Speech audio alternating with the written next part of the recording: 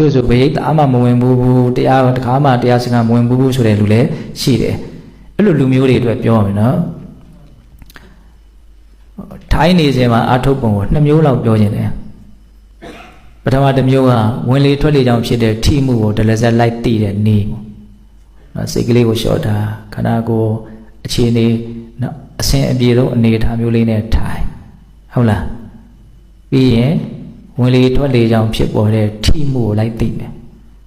ဝင်လေဝင်တိုင်းနာသီပြတနေရာကိုထိပြီးတော့ဝင်သွားတယ်သိနိုင်တယ်နော်ထွက်လေထွက်တဲ့အခါမှာလည်းနာသီပြတနေရာကိုထိပြီးတော့ထွက်သွားတယ်အဲ့ဒီထိတာလေးကိုပဲဒလဇက်လိုက်ပြီးတော့သိမယ်ဒါဝိဘူစတော်ဘုရားကြီးပေးတဲ့နီးအလွန်ထိရောက်တဲ့နီးလို့ဘုံဘွားဆိုရင်လေငါလောက်ရမှာကထိတာကိုဒလဇက်သိနေဖို့ပဲသိရင်နဲ့တိမ်မွေ့သွားတာလည်းရှိလိမ့်မယ်တိမ်မွေ့သွားလို့ရှိရင်နူးညံ့သွားလို့ရှိရင်ထိမှုတိတ်မထင်ရှားရင်သိနိုင်တဲ့စွမ်းအားကိုပို့ပြီးတော့ညှင့်ရမယ်တိမ်မွေ့သွားပြီအဲ့တိမ်မွေ့တာလေးကိုပဲလိုက်သိအောင်လုပ်မယ်ဟုတ်လားဒါပဲနီးရမှာမခက်ဘူးတကယ်လက်တွေ့အကောင့်ထဲဖို့လုပ်ဖို့ကတော့ခက်လိမ့်မယ်နော်ဟုတ်ပြီအဲ့ဒီနီးနဲ့တချို့ကြတော့အဆင်မပြေဘူးဆိုတာရှိတယ်ဝင်လေထွက်လေကိုကြည့်လို့မရဘူးထိတာကိုတိတ်မထင်ရှားဘူးအဲ့လိုပုံကိုယ်တွေအတွက်အဲ့လိုပုံကိုယ်တွေပါခဲ့မယ်ဆိုရင်နောက်တနည်းပြောမယ်နော်အဲ့ဒီနောက်တနည်းကဘယ်လိုတော့အခုထိုင်းနေတယ်နော်ကျမ်းမြင်တဲ့တင်ပါနဲ့ထိနေတယ်ဒီထိမှုကြီးကတော့မတင်ရှားဘူးဆိုတာမရှိဘူးနော်အဲ့ဒီထိတဲ့သဘာဝကိုလိုက်ပြီးတော့သိတယ်လိုက်သိတယ်ထိတာလေးကဟိုနာထိဒီနာထိတာလေးတွေနေရာလေးတွေပြောင်းပြီးတော့သိလို့လည်းရတယ်ဟုတ်လားအဲ့ဒါကိုသိရင်းနဲ့နည်းနည်းလေးကြာလာရင်ခါထဲမှာထိတဲ့သဘောအဲ့ဒီထိတဲ့သဘောကဥတဲ့သဘောအနေနဲ့ညောင်းတဲ့သဘောအနေနဲ့တမျိုးမျိုးသောသဘာဝနဲ့ကပ်ပြီးတော့ထင်ရှားလာတာရှိနိုင်တယ်ဟုတ်လားဒါထိတာလေးကိုပဲလိုက်ပြီးတော့ကြည့်တယ်ဘုံကလိုက်ကြည့်နေဆိုတဲ့စကားလုံးလေးကိုအရန်သဘောကျတယ်စိတ်နဲ့လိုက်ကြည့်နေ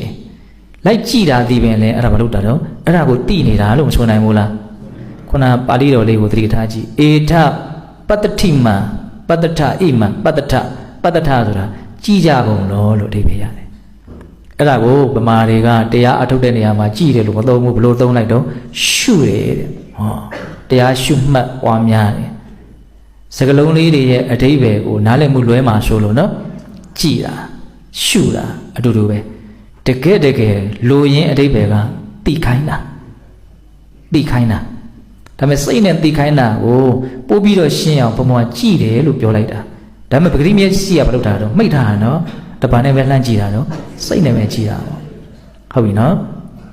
အဲ့လိုထိတာကိုဒီလက်ချင်းထိတာဖြစ်ရင်ဖြစ်မဲ့အင်ဂျင်နဲ့အသားနဲ့ထိတာဖြစ်ရင်ဖြစ်မဲ့တနည်းနည်းနဲ့ထိတဲ့သဘောထင်ရှားတာကိုလိုက်ကြည့်ပါအဲ့လိုကြည့်နေတော့မှအတန်ကြားတယ်ဒီအတန်ကြားတဲ့ကိစ္စတားလို့မရဘူးအဲ့ဒါကတော်တော်ကြီးကိုထင်ရှားတယ်ဆိုရင်အဲ့ဒီကြားတဲ့သဘောကိုသိလိုက်ကြားတဲ့သဘောကိုထင်ရှားသိခြင်းဘုံဘုံစောတော့နီးလေးပေးတယ်နော်နားပိတ်ပြီးတော့ပြန်ဖွင့်ကြည့်လိုက်ကြားတယ်ဆိုတာဘယ်လိုသဘာဝလဲဆိုတာကိုသိအောင်လို့တခါတလေဘုံဘုံတော့လေထဲနေပြီးတော့လေကိုမမြင်ရအောင်ငါကရေထဲနေပြီးတော့ရေကိုမမြင်ရအောင်အဲ့လိုဖြစ်နေတာနော်မြင်နေရတယ်မြင်တာကြီးကဘာကြီးလဲလို့သိမသိကြားနေရတယ်ကြားတာဘာတုံးလို့တဲ့ဓာကြီးကဒီဟာကိုသိတာတရားသိတာဟုတ်လို့လားလို့တန်တရားဖြစ်မှာဆိုလို့ကြားတာကိုတဲ့ကြားတယ်ဆိုတာဒါပဲလို့သိအောင်လို့ထင်ရှားအောင်ဘုံဘုံကဘာလုပ်ခိုင်းတာတော့နားပိတ်ပြီးတော့ပြန်ဖွင့်ကြည့်လိုက်မျက်စိပိတ်ပြီးတော့ပြန်ဖွင့်ကြည့်လိုက်မြင်တာကြီးကထင်ရှားမှထင်ရှားသဘောပေါက်လားထိတာကိုဒလဇက်သိနေတဲ့ကြားထဲမှာကြားမှုထင်ရှားလာရင်အဲ့ဒီကြားမှုကိုသိအဲ့ဒီကြားတာပြီးသွားပြီပျောက်သွားပြီသိတရားမရှိဘူးဆိုရင်စောစောထိတာကိုပြန်သိဟုတ်ပြီနော်အဲ့မှာထိတာကိုအခြေခံပြီးတော့ကြားတာကိုသိမယ်ပြီးရင်ဗာသိတရားရှိတော့တွေးတာနော်ထင်ရှားလေးလိုက်သိခိုင်းတာနော်ကျွတ်တို့အတွေးတွေစိတ်ကူးစိတ်တန်းတွေကောင်းတာတွေလည်းရှင်းမယ်ဆိုးတာတွေလည်းရှင်းမယ်အဓိပ္ပာယ်ရှိတာလည်းရှင်းမယ်အဓိပ္ပာယ်မရှိတာတွေလည်းဖြစ်မယ်ဘာပဲဖြစ်အဲ့ဒီတွေးနေတာကိုတွေးနေတယ်ဒီအတွေးတွေးလိုက်ပါလားလို့နောက်ကလိုက်ပြီးတော့သိလိုက်အဲ့ဒီသိလိုက်တာနဲ့အဲ့ဒီအတွေးဟာရက်သွားပြီသားပဲဟောဆိုသူ့ကိုသိတဲ့အသိစိတ်ပေါ်လာတာဟုတ်လားအဲ့ရက်သွားပြီဆိုရင်ဒီထိတာကိုပြန်ကြည့်တခါလေကိုသိလိုက်တာနဲ့အတွေးကမရက်ဘူးဆက်တွေးနေတော့မှရှိသေးတယ်အတွေးကအရင်အားကောင်းတယ်ဆိုကြပါစို့ကိုမုန်းတဲ့လူအကြောင်းတွေးရရင်အရင်အားကောင်းတာပဲတော်တော်နဲ့ကိုရက်လို့မရဟုတ်လားစိတ်တိုင်းမကြတဲ့ကိစ္စဆိုရင်ဘယ်လိုဖြေရှင်းအောင်မလွတ်အောင်တွေးဟုတ်လားအဲ့လိုဆိုရင်အဲ့ဒီဥစ္စာကိုဆက်ပြီးတော့သိဟုတ်လား ဆက်တီလို့အဲ့ဒီအတွေ့ရက်သွားပြီဆိုရင်ဘာလို့ထိမှုကိုပြန်ကြည့်ဘုန်းတို့မှာအာယုံ6ပါးပဲရှိတာနော်ဒါထိုင်းနေတဲ့ခါမှာမျက်လုံးလေးကမှိတ်ထားတော့အကင်မြင်တဲ့ကိစ္စပြီးတိတယ်မရှိဘူးနှာခေါင်းမှာအနံ့ရတယ်ဆိုတော့လည်းရှားတယ်ဒါလူတွေအများကြီးစုထိုင်တာဆိုတော့ရခြင်းလည်းရတာတွေလည်းရှိမယ်ပေါ့နော်အဲတိတ်မထင်ရှားဘူးလို့ပဲပြောကြပါစို့နော်လျှာမှာအရသာတီးတဲ့ကိစ္စလည်းပါဇက်ပိတ်ထားဆိုတော့တတွေးအရသာလောက်ပဲသေချာတတိထားမှပဲသိနိုင်တယ်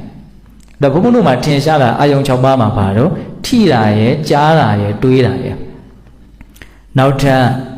ကြည်စရာသိစရာတစ်ခုထပ်ပြီးတော့ပြောမယ်အဲ့ဒါဘာလို့ဆိုတော့ခံရခဲ့တဲ့ဝေဒနာသို့မဟုတ်ခံလို့ကောင်းတဲ့တတ်တာတဲ့ဝေဒနာတရားထိုင်ရင်လည်းအစင်မပြေတဲ့ဝေဒနာလည်းခံစားရနိုင်တယ်အစင်ပြေတဲ့ခံစားချက်လည်းခံစားရနိုင်တယ်မလေးပီတိဖြစ်ပြီးတော့တအားကိုตาယာပြီးတော့သဘောကျစရာကောင်းတဲ့ခံစားချက်လည်းစိတ်ထဲမှာဖြစ်နေတာပဲဟုတ်လားဘာပဲဖြစ်လာပြီဆိုရင်တော့အကြောင်းရှိလို့ဖြစ်လာတာပဲ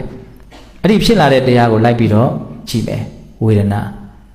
ဟုတ်ပြီနော်အဲ့လိုဆိုရင်ဘုံဘုံတို့ဝင်လေထွက်လေကြောင့်ဖြစ်တဲ့ထိမှုကိုတရဇက်ကြည့်မဲ့နီးနဲ့အထုတ်ခြင်းလဲအထုတ်အဲ့ဒီနီးနဲ့အစင်မပြေဘူးဆိုလို့ရှိရင်ထိမှုကိုပင်တိုင်းထားပြီးတော့ကြားတာထင်ရှားရင်ကြားတာကြည့်တွေးတာထင်ရှားရင်တွေးတာကြည့်